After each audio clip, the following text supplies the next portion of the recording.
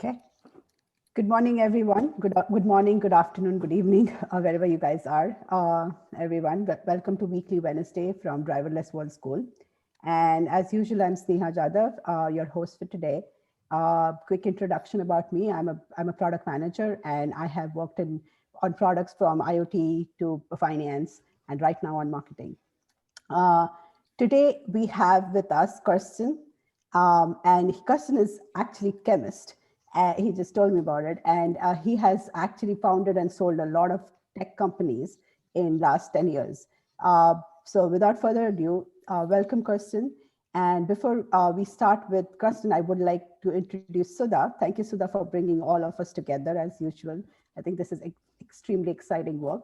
And I'll pass it on to Sudha to actually talk about today's session and the work that she's been working with Karsten on. So thank you, Sneha. This is a treat for me every Wednesday to meet all of you. And thank you, everybody. This has been amazing because you all come from different time zones and you find time to consistently come at this time. So here in US, I'm joining from Silicon Valley. And here in US, it's Thanksgiving holidays for us. But I decided that I can't miss this even for a single day.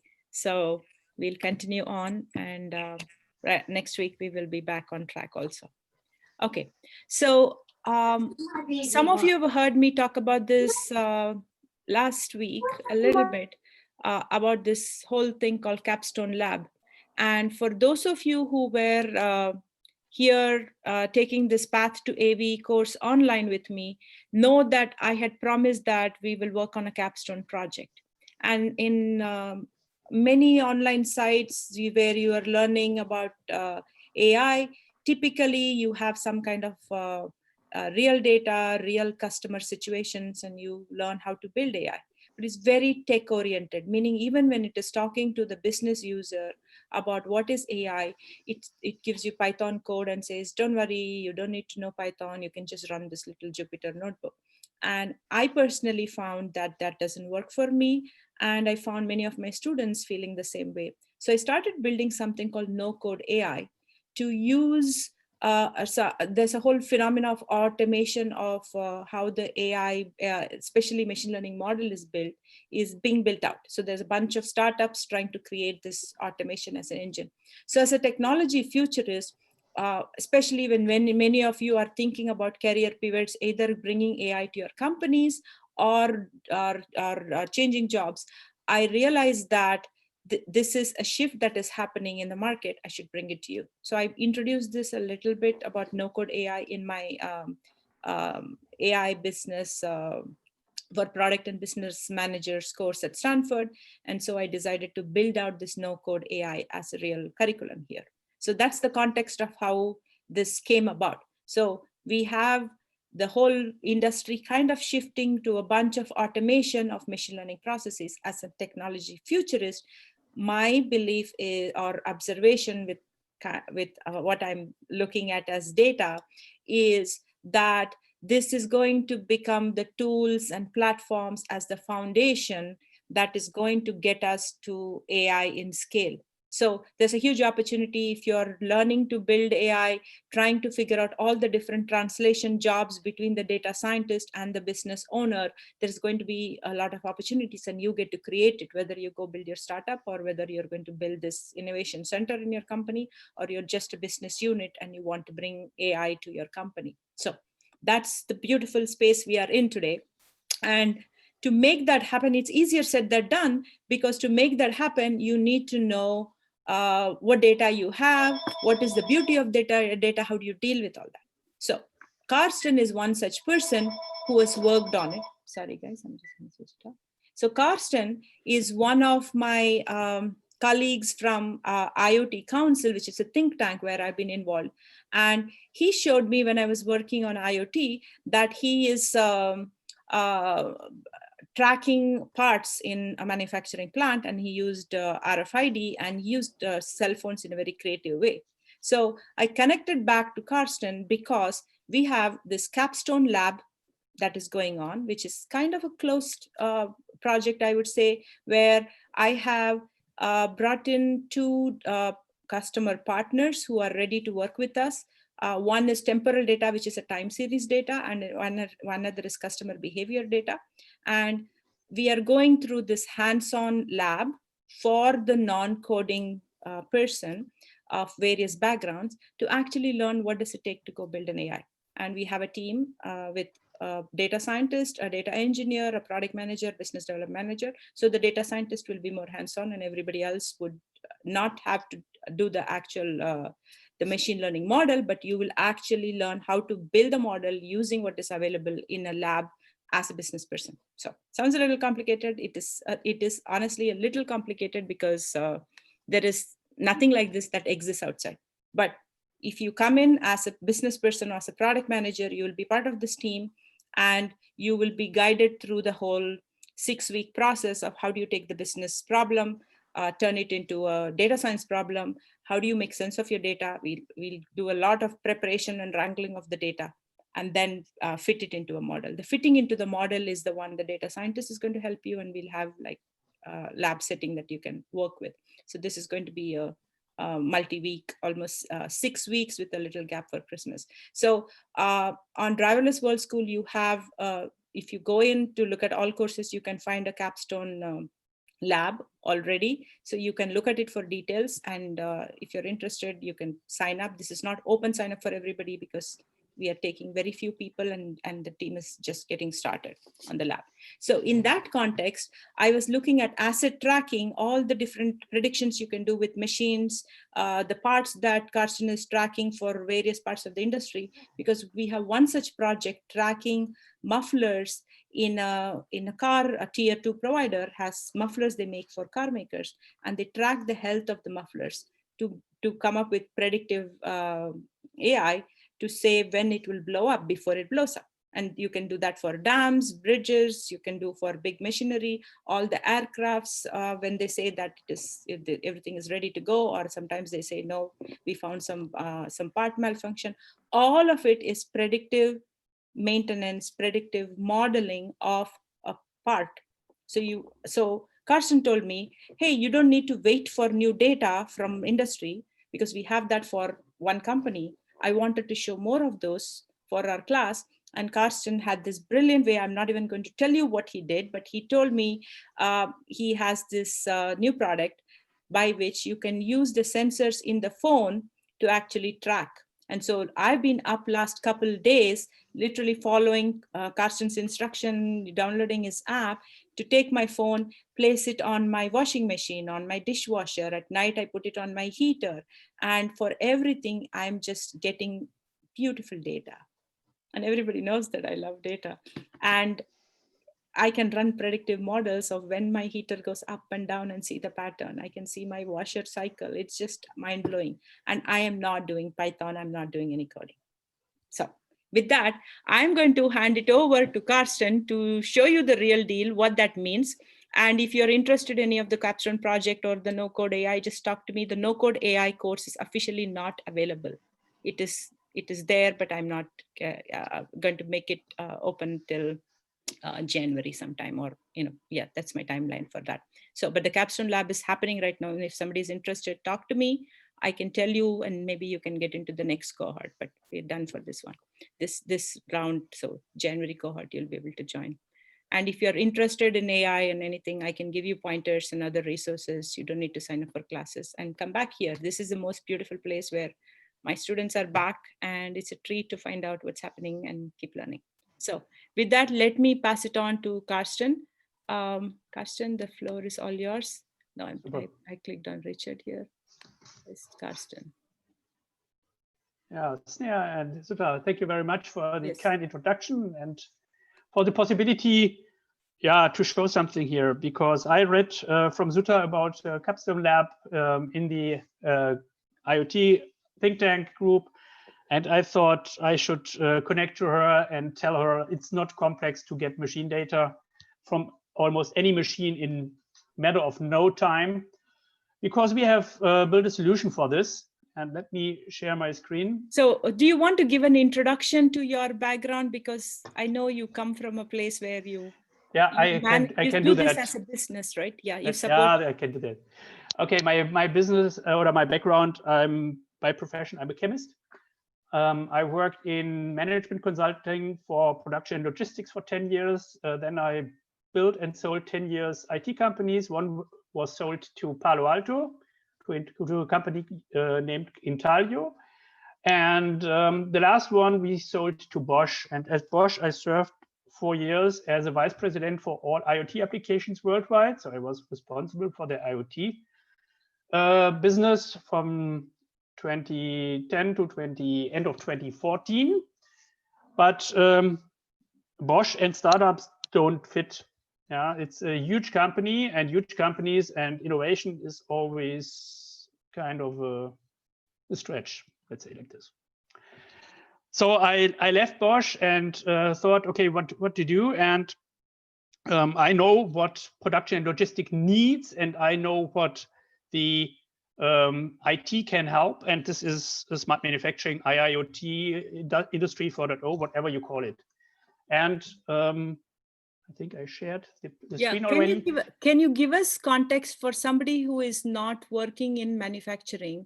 Why is it a big deal tracking all the parts in the company? Yeah, so there are some issues any company worldwide has, and we identified these issues and built solutions for them. So standard solutions, so a solution any company worldwide can use. One issue is machine data. Yeah, if you don't have data, it's like controlling without figures. It's the same, and it's not easy. Yeah, so you steer your production with the stomach, what is kind of good. Another issue that most companies have is that they are searching. Yeah, if the bigger the company is, the more they search. It's like Papa or Mama, where is my toy? Yeah, this is for 10 or 20 square meters. This is fine. But if you go to a manufacturing with 800,000 square meters and you are searching for a part, can take quite a while. And we developed a solution based on mobiles and iBeacons. So we are the only company worldwide that can do a trilateration with iBeacons to a precision of 15 centimeters or so. What is like ultra wideband, but it has an advantage over price by a factor of 10. And there is a third issue we solved. This is about the shop floor communication. The shop floor communication today is paper-based. So I have digital data. This is printed out, and there are shop floor boards where this paper then the people place. This is also not a value-adding process. So we also have a solution for this digital communication. So there are 3 solutions that have a joint approach: optimize production floor and help them get a clean and clean view onto what is going on in the production. Today we are talking about Silverlight. Why? Because you need data for that. What Sutta is now proposing with your lab, in order to analyze data. Yeah. First you need data, and then you can analyze them. And we can help you to get data pretty easy. This system is called Silverlight, and it tackles the challenge of transparency in production.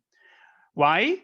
95% of all machines don't deliver data you can easily reuse. Yeah, 95% of all machines. This means in any company there are machines you don't have any clue what they are doing, what is the output, what's the operating times, how's the utilization, and stuff like this. So we thought, what would be a good idea to do that? And there are usually PLCs on these machines, not on those 150 years old, but on modern machines. And then you can attach them, then you can do OPC-UA or other nice things in order to get the data from them. But if you do that, you have an issue with the machine producer because he says you lose your maintenance.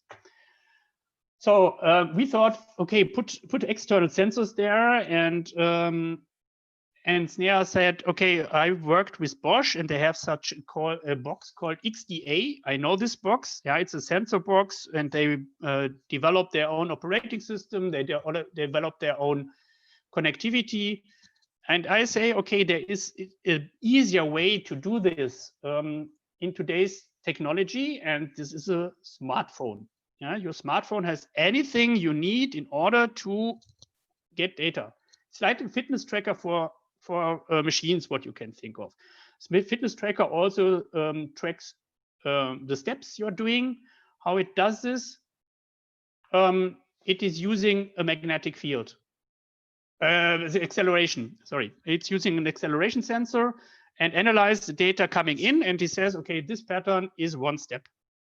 Yeah? And this is done directly on the mobile device, what means in modern terms, it would be named as edge computing.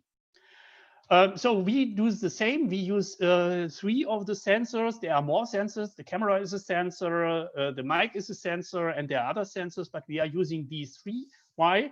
Because they are giving us identifiable patterns, I would say. Yeah. So we use a magnetic field sensor. Any cable through that is running a current is inducing a magnetic field. So the magnetic field sensor of the mobile device is so sensitive that if you put it on your mobile charger, you will see if it's a good mobile charger or a bad mobile charger. A good mobile charger is pulsing, and a bad mobile charger is doing a flat line and then interrupts when the battery is full. But this is not good for the battery. So you can see this easily if you have a cheap mobile with a cheap charger or a replacement charger. You will see that the charger has a plateau, and the standard chargers from Apple and from Samsung and from Huawei and whatever, they do these pulses. Then we use the light sensor. The light sensor is used to shut down the display. When you put it to your ear, you see that, or when you cover it with your hand, it's detected that that it's close to your head, and it shuts down the display. And we use this also, but we use it in order to measure, for example, diodes from machines. They have a couple of diodes, and we can measure the impulses from these diodes with it. And what is the most important sensor in machineries is the acceleration sensor. Why? Because a machine that is producing has a different movement pattern than one that is not moving, not producing. It's easy as this. So we use these different sensors, and we have a lot of possibilities with it. We have standards. These sensors don't differ between the mobile devices too much. That's good. We have wireless connections. We have live data, and we have we call it system as a service approach. This means we deliver something like SaaS plus hardware, so the customer does not have to care about which mobile device he has to take, how to connect it, and all this stuff. This we take care about. Very important is that we have security features. In Samsung, there you have a Samsung Knox, and the Samsung Knox is what it means. It is securing the data from Google. So with Samsung Knox, this is there's a certification from the NSA, for example, and in Germany it's called BSI, and it's, for example, on the German police mobile devices and from the German army. So it's pretty robust and pretty secure. We can define thresholds, and when these thresholds are reached within the mobile device, we can trigger alerts. We have a lot of graphs. I will show you some in a second. We do the backup for the customer, so we take care of the data in the cloud, and we can read multiple axes at the same time. What it means, I will show you, because the axes also are very important when you make data analysis afterwards. So this is what you get finally. After 3 minutes, when we mount a mobile on the machine, you get a graph like this. Means the red, orange, and blue and green here lines are the X, Y, Z, and some sensors. The yellow one is already calibration values. We say when it has a certain threshold, then give it a 1 value, and then we can add these yellow ones up to runtime in percent, runtime in minutes, and we can add all these runtimes over this time frame you see in this area as a complete runtime of the whole time. So this would be a 26% load for the machine, what is not too much, but you will find when you measure machines that most machines don't have a really high usage. And the runtime in this time frame that is mentioned here, it's 1 to something hours. It's 38 minutes only. So this is one thing. There's another thing. We can make other representations, and we can make predictive maintenance. What this means, I will show you.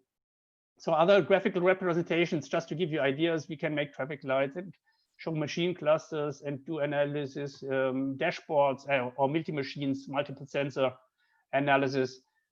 It always depends on the use case you have. Finally, it's in a database, and from there we can make all these representations.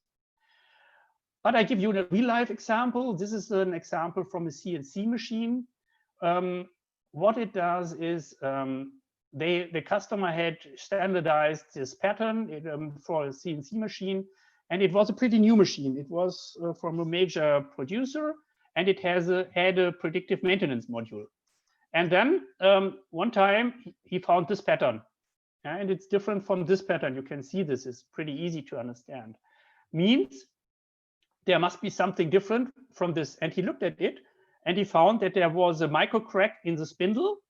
And if he would have run the machine further on, there would have been a real breakdown and an unplanned maintenance and this whole story would have cost him more than 30,000 euros. So he was very happy with this, and now all of his machines are equipped. Means he has now daily monitoring. He's still doing visual inspection and comparing a standard picture he has on the wall with that what is currently measured by the machine. Yeah, so this was pretty easy and straightforward, and it was really amazing example for this customer. What it means is pretty easy. We have an app. Yeah, this we can download from the App Store, and then we can choose one of the machines. This is using, sorry, it's German now because my mobile is set to German. For Sutta, she has an English setup, so it shows it in English. So this is an acceleration sensor. It shows X, Y, Z values, and it's lying here next to me. So if I tap on the table, it will show you these values immediately. How sensitive it is, I can give you an example. If I put it here on the table and leave it alone, and outside a lorry is driving, I will be able to measure it here. Yeah, it's 0.07 G, so this is close to nothing. Even if I cough, it will recognize this. Yeah, so it's really, really, really very sensitive what it has here. And this data also has then calibration values. So we say, okay, we write a 0 status to the database if the value is below 1 G, and we write a 1 value if it's between 1 and 2 G, and if it's above 2 G, we write a 2 value. This always depends on the machine. So you say what are the calibration value, and this then it checks them, and it stores them in the database as well. So technically, if anybody is interested, we pack the data and we send them as AMQP to the backend where it is stored in an InfluxDB. And we can then, let me refresh this, so you see the values we just gathered. These have been the values we just gathered. I can zoom in, and then you see here where I ticked it. You see the sum values, you see the X values and the Y values and the Z values. And the interesting thing is they differ. Means here we started the app, therefore there is a lag. This means you can analyze each of these channels channels individually to say whether the machine is doing something or is doing something wrong here. And the runtime over this time frame was just 5.5%, what was a matter of seconds only. But I zoomed in pretty much. So this is what Sintra does, and the status value is here. So here we exceeded the 1G value, therefore it went up. If I zoom out even a bit more for the last 15 minutes, it was only 1 value. But if I shake it now a bit, then we will have a second value above 1. And this is then 724 7/24 supervision of your machines without any effort. And what Sutta said, she was measuring, let me see, I have your data here, Sutta, let me see when it was. So let me say, take the last 7 days to find when you did your measurement. It's loading because it's quite a lot of data. And then we can look to her, I don't know what it was. We can look to her, it's loading, to her machine. Let it do in the background. Yes. I show you now a different thing. Yeah. Karsten, there's a question from Jose. Sure. He says that what hardware is connected to the structure and how is that hardware installed? So I think it's the same question that I had before we started, is about what's the hardware. So I think the hardware is a mobile device. It's really a mobile device. It's nothing else. There's nothing else you need in beside 5 volts for power. That's all. So you screw a mobile device to the machine. Yeah, so pretty easy. Here in this example from a partner of us, he screwed it to a coffee machine. Yeah, and here you see where it was grinding the beans. Here this was the milk. This was the espresso, and here it was cleaning. And this was grinding the beans. This was the milk. This was espresso, but there was no cleaning.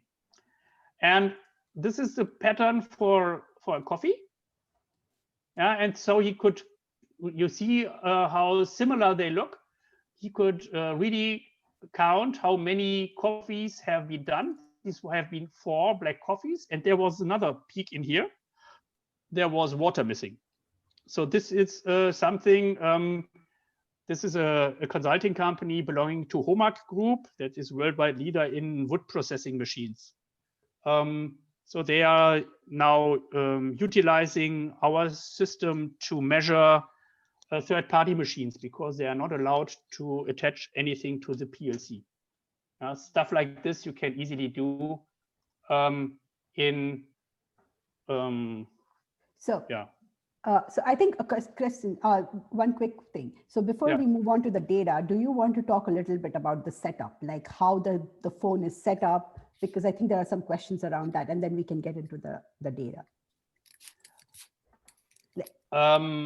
Like how the phone is used to collect the data. How is your mobile phone used? I think there's a question about the orientation of the vibration sensor in the phone.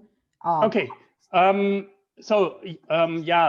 I had a call earlier today about a similar question, and the question was, isn't it dependent on how the mobile is connected to the how the mobile is connected to the machine? Yes, for sure, and you should always have it in the same orientation at the same place. Yeah, if you put it on the one side of the machine and then on the other side of the machine, not if it's a dishwasher or so, that will give you the same results. But if the machine is 10 meters long, it really depends where you put it and how you put it. Yeah, so the fixation should be the same and the position should be the same. Then you get the same results always, ever and ever and ever again. So you didn't have to know the orientation of my phone when I put it on any machine in my house. No, I don't. I just need to maintain it consistently so that you can compare the previous data with the next batch, right? That's correct. Exactly. Thank you. Yeah. Maybe. Richard is your data didn't want to load. Sorry, Sutta. Yeah.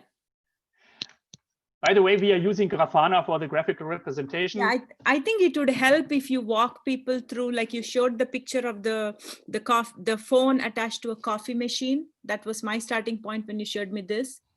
And then you showed the data, and then you showed the Grafana. Yeah, I show you something. So Grafana is a visualization cloud-based time series data. Time series data. Yeah. So, and this is then where AI comes into play. We have such a coffee machine in the office, so it's capsules, and it has a water tank. and the sensors are so sensitive that we can, or this water is damping the vibration of the whole machine. And we developed an algorithm. This was from one of our data scientists that said, okay, this vibration pattern we get when the water is at this level, and this vibration pattern is when the water is at that level. And this means by measuring the mobile phone on this machine, this is a 3D printed case, nothing else. When we measure the vibration of this coffee machine, and we don't see the water tank, we can tell you how much water is in this tank at this point of time. Why? Because the patterns are so different that AI can distinguish them, and even can distinguish values in between.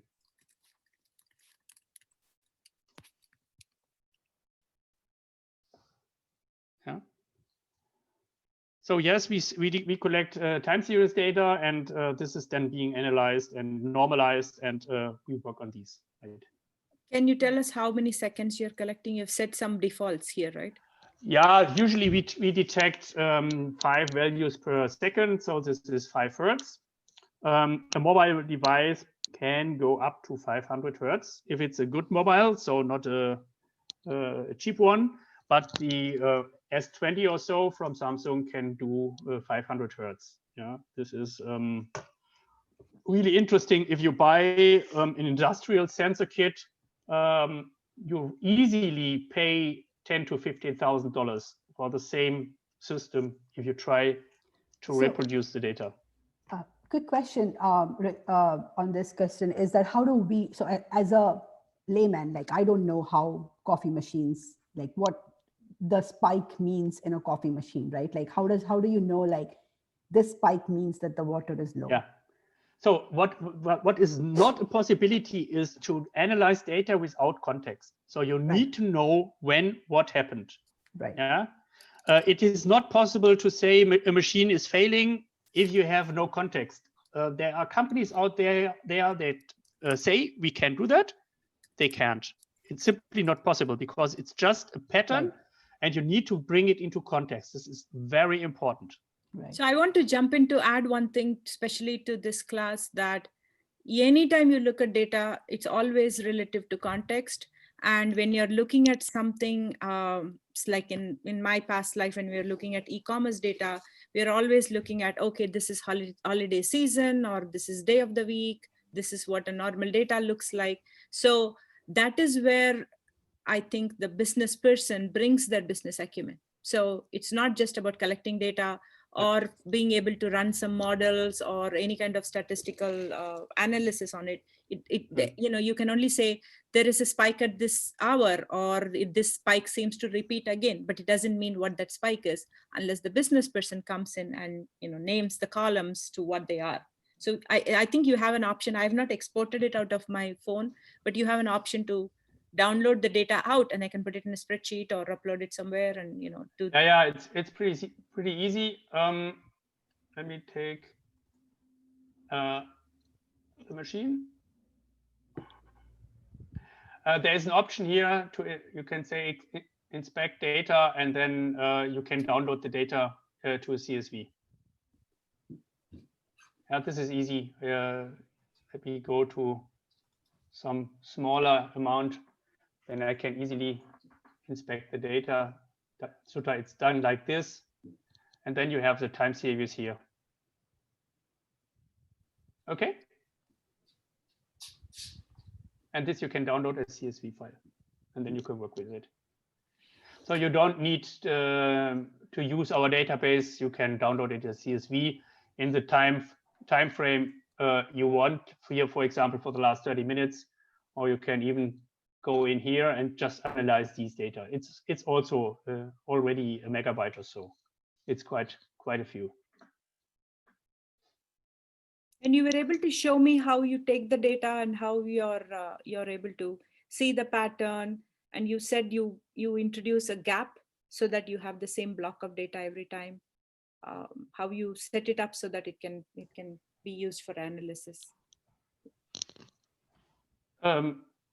No, here you select the time frame you are interested in. For example, I'm interested in this part here. And then I say, inspect data. And then I can download the CSV and get the data that are represented here as a CSV file with a timestamp and everything. Yeah.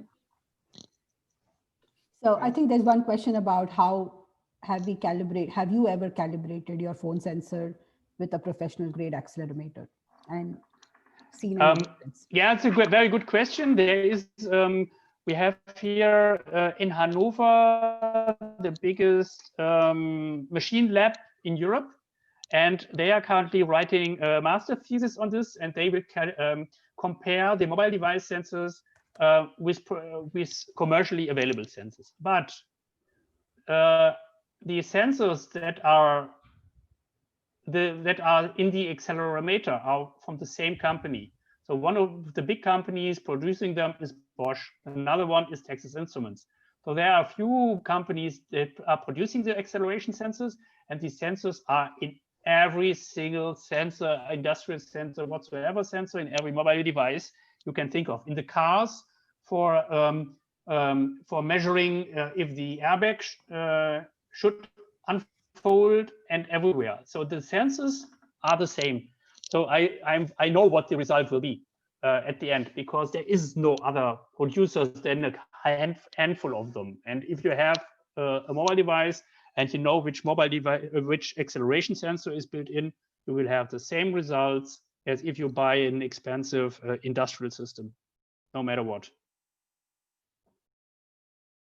So actually, I had heard that Bosch and the parts makers, right, in the car, they end up testing, right? These days, every manufacturing company, when they produce a part, is actually collecting data, and they're testing it before they sell it to the next level up. So I was trying to find out if I thought Bosch had published some data from one of their parts for some competition a while back. So I was trying to see whether there's some benchmark data that they already have, we could get it. So now you're saying I could actually get this literally from any kind of asset that I have. It doesn't have to be given by anybody else. Yes. I haven't tested it on the car, but I'm thinking it would be good to. So in the car, there's also these acceleration sensors for unfolding the airbag, whether you got an accident. They're also doing the same. Yeah, they have thresholds, and when the thresholds are met, the airbag will unfold. It's simple as that. Okay. Do you want to show us the whole step? So one is they attach to the coffee maker. The same thing you're going to do. Just place the phone on a device, right? On an asset that you want to track. Yeah. Just put it on any device you want to track, and you get immediately the data. So if I take it now in my hand here, the mobile device, you will see, okay, yeah, it's up to 10 G. What was measurable, and you see the values that are going to the database in the moment. And you can think of when I put it to my dishwasher, it will have a completely different pattern than if I put it to my coffee machine or my, I don't know, toaster or whatever you can think of, whatever you have in house, or for your heater or for your AC unit, or all these have different patterns, and you can easily find them, see them, and analyze the data then. Yeah, this was from when I had it in my hand. So, and it's like a fingerprint, yeah, from the machines. Yeah. So talking about the application of this really innovative way to get data, do you think that equipments or industrial equipments that do not have sensors, do not have the modern sensors to collect data, to give preventive maintenance, can actually make this a feature? So for example, if they are able to tell us that, hey, you can stick your phone, and if you see this pattern, that means something's wrong. So you think that's something that can be done by the industrial manufacturers, specifically on the line, like the manufacturing line, because those are really old and it's not easy to replace. It's not easy to put new kits in. Yeah, we recently put a print shop online, and the newest machine was from 1970. Yeah, the newest. So what every company can do, they make a pattern of a certain machine, and print it, and then they can compare it every day with what is coming from the machine. This is a boring stuff, right? So here AI can play a really huge role, because if you see this pattern and you see this pattern, it's very much different. And to analyze whether this pattern or this pattern is currently running, this is easy, for statistics even. Don't even need AI, because you just have to count all values above a certain threshold. The amount is much higher here on the right-hand side than on the left-hand side, significantly. Right. And this is easy. So you print this out, and this is what they did for these old machines. What is a good state? And then they just compare to the current state, and they say, okay, the machine is good or it's no more good. It's easy as that. This is not AI. But it's maybe it's AI or it's neural from the person looking at it. But it's not computerized AI. But to do it with computerized AI, I think this is a matter of first class or so. Right. So if I'm the manufacturer of these old machines, I can actually say, hey, send in your pattern. I'm thinking from making this a business model perspective, is you can say that, hey, send us the pattern that you have gathered and we will send back, or we will tell you whether this needs maintenance or there's something wrong with it. Or give us a pattern of a good working machine and of one that has an issue. And we will build for you the statistical model that can run all time in the background to analyze your data. That's interesting too. Yeah. Yeah. Yeah. Very, very, very cool. Yeah. Charles has a question about how you build predictive models. I'm guessing you're going to get to that. To be honest, this is a broad field. What we did here for the coffee machine, we used an open source library from Blue Yonder. They are predicting with this library how much vegetables a store should buy for a special day.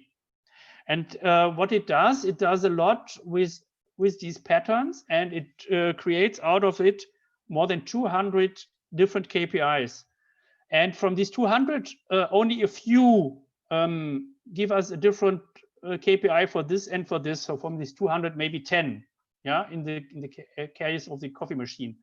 And we are supervising then on the mobile device these 10 KPIs. And we say, okay, if 8 of these 10 KPIs are this, then the water is here. And if these KPIs have a different value, then the water is here. And in between, you have different steps. So this is how we worked out these predictive models.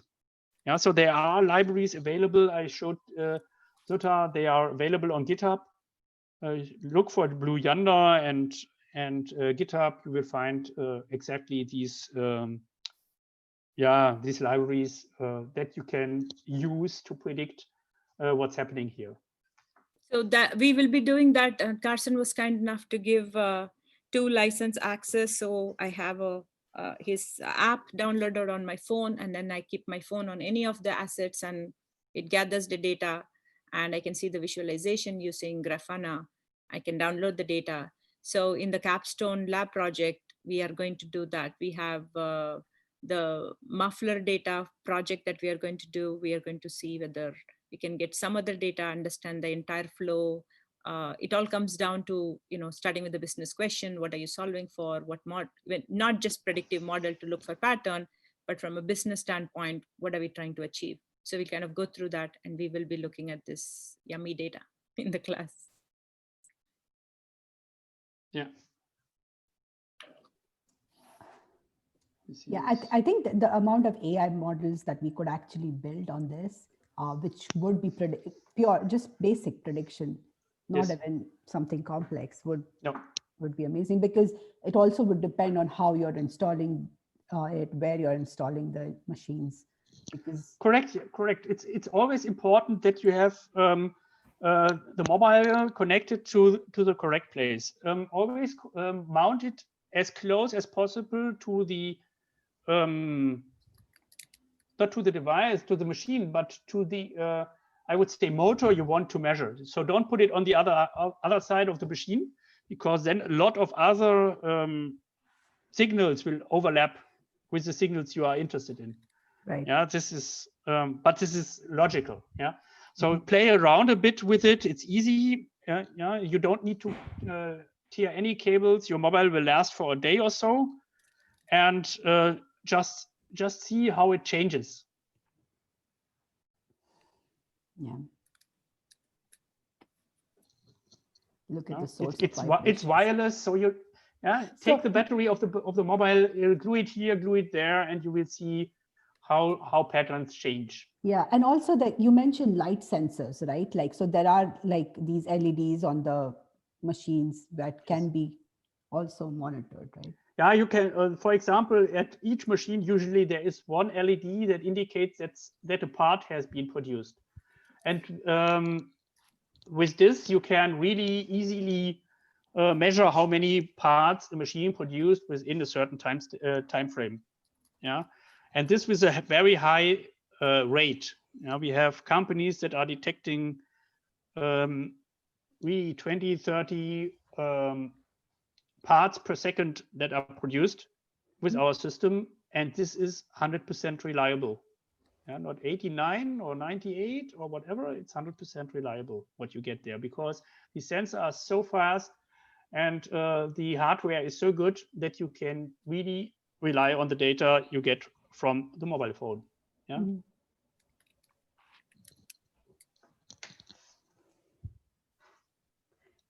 Do we have any more questions, please? What we don't use, because I see here sound as a sound expert, we are not using the microphone. Why? Because especially in a factory where we are, a microphone is not very speaking to us, because there are so many different noises within the factory that we don't rely on microphone. The vibration is much more direct for us because it's connected to the machine. Right. And there'll be a lot of disturbances that we have to cancel out. Yeah. We don't have to clean the data that much as we have if you use it from the mic. Right. This is very, very cool. Can you show us Grafana also? Because I thought looking at Grafana was, very good for me, because that gave me confidence. What you want to see? No, I just want to see how you got the data, showed me how. Yeah, we built such a standard dashboard. Every of our customers gets it. Yeah. So you will see the list. I told Sudha how she can get a list. This is for all machines, because I'm an administrator. But you can only view the. You can look at my machine. You can look at my machine. I put it back on a heater. It's showing on my phone. It's now on? It's on. Yeah. Let me see. My machine live, guys, when I'm talking to you all. Yeah. Here is where you put it. Let me see. 30 minutes. It's live, collecting from my phone. I just place my phone. Here you put it at past. Yeah. And here, when you mounted it, and this is the data coming in the moment. So let's zoom in. So in the moment, heater should be out, I guess. Yeah. Yeah. But you will see when it's on, that it's on.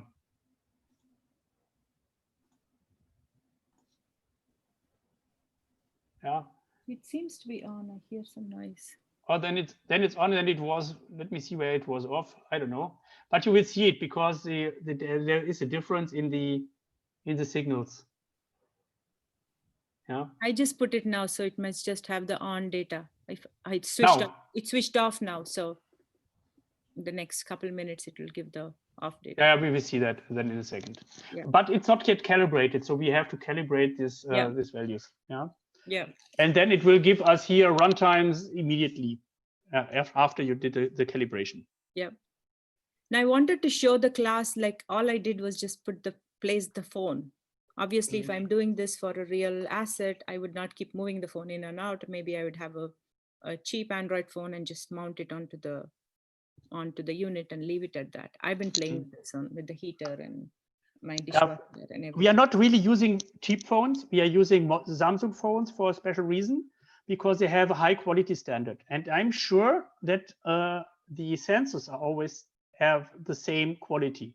This is not the case. We also tried it with cheap Chinese phones that cost a third of the Xcover 4, what are ruggedized. And we found out that these cheaper phones don't give us reliable data. So if we have a series now and a series 3 months before, the data can be significantly different because there is a complete different sensor in there. Just to give you the background. So I wouldn't go with the cheapest phone just to save $100.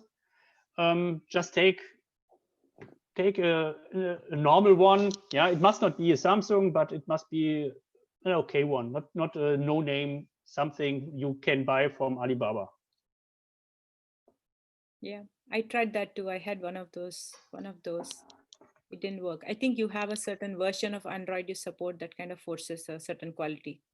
Yeah, it also depends which sensors you have then in the mic in the mobile. Yes. Yeah, some don't have sensors.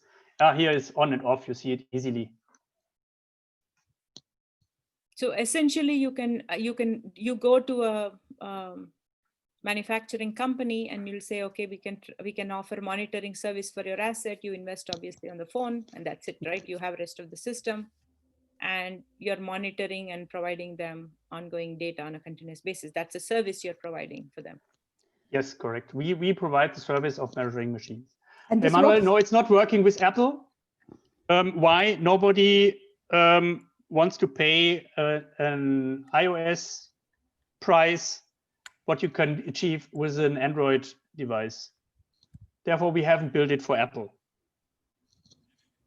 But technically, it should work in the sense that Apple has the accelerator. So if you have, yeah, I don't know about the access to the sensors in the Apple, because we don't program for iOS. We only program for Android. Yeah, I think Apple has APIs by which you can extract the data from the accelerometer. Yes, can be. So somebody should be able to do it if they write a program to call the APIs and stuff. What Karsten has done is he's done an app for it. And for the class, he's given us 2 license access. So we can just place the phone, use his app, get the data, feed it to Grafana, and look at the visualization, export it. And then if you want to do more, you can do more. You can run predictive models using this blue yonder that he was talking about. Great. Awesome. This is fantastic. Yeah. Did we miss anybody's questions? Yeah, please feel free to unmute yourself and ask the questions. I know we're reaching almost the end. We have 5 minutes. So yeah, Charles was talking about predictive maintenance, and I think Karsten answered that he uses Blue Yonder, which is an open source on GitHub. Emmanuel, thank you. But there are others. Yeah, we just selected one because we couldn't experiment 20 or so. And you mentioned that you have 100-year-old machine that you brought to life. Yeah, 150 years old was the oldest machine we brought to life. There was nothing. Yeah, there was just a motor they equipped later on, and they wanted to know how the utilization is, if they need another machine and stuff like this. And they found out, no, the machine is doing good. It has a utilization of something like 30%. So it could do even more. Yeah. And they knew after half a day or so. Yeah. And Jose, you had a question. I hope we answered it. But you were asking about what he was using as a hardware, right? That's the phone. Yeah. Good. I keep talking about data all the time, so I wanted you to just see what I mean and how easy it is to get it. And it doesn't matter. Let's assume somebody in the company is going to have this, and then you're going to actually build products from it. You're going to create business models with it. and add context to this data. If you see a sudden spike, what does that mean for your company, your product? Right. Emmanuel has a very quick question. Sorry to interrupt. Yeah, Sudha. I read it. Very The interesting. calculations are done directly on the mobile device. So we really use it as an edge device. Oh. Yeah. Yeah, and the calculated values we put into the cloud. Why? Because we don't want to have such big servers in the cloud. We prefer to utilize the processors that are in the mobile. And the mobiles we use, standard is something like this. It's a 5-inch X-Cover 4 or X-Cover 4S. It's ruggedized. It can fall down. It has a military standard, and it has 8 cores. So there is a lot of computing power. I always say they would have been happy if they had it for the Apollo mission to fly to the moon. Yeah, the computing power is way much more than what they had that time. So then the quick question that comes to my mind is, what's the footprint of your mobile app? How big is your mobile app, like from size perspective? The mobile app, I don't know, 20 meg or something. Okay. Pretty small. Yeah, it is pretty small. So Charles has a question. Charles, yeah, I see it. Yeah. Do you want to read the question? Do you want to read the question and then answer?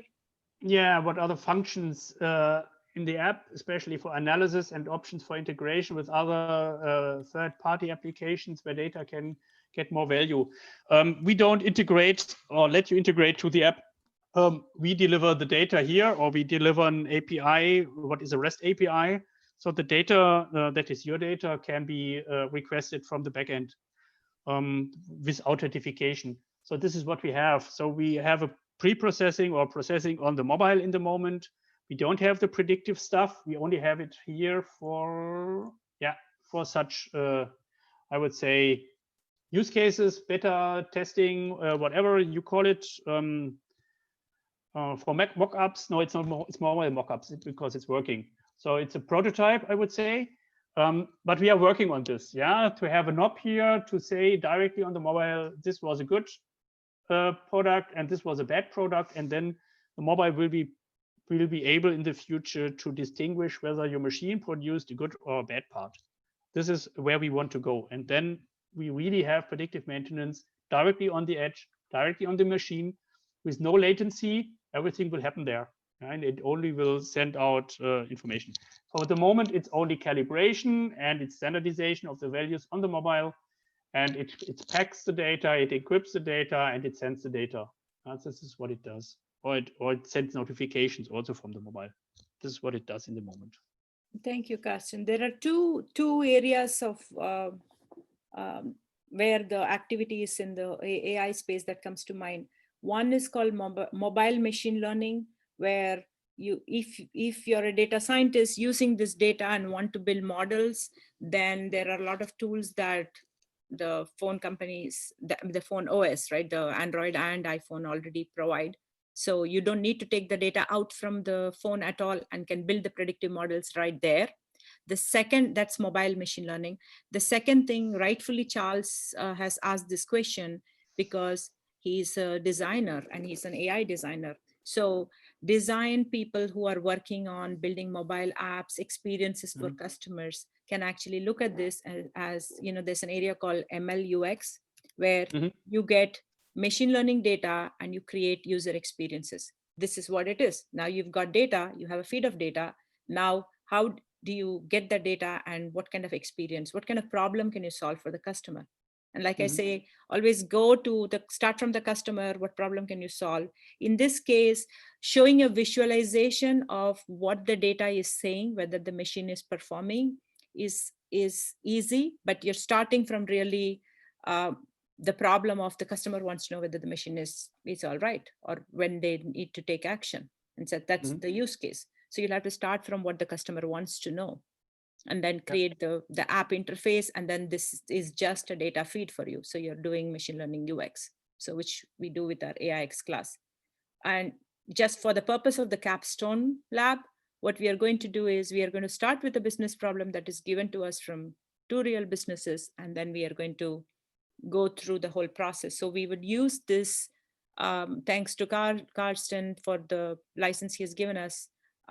you'll get to play with it and try your own data to see what it looks like, what the visualization looks like, what the predictive model looks like, all of it with no code.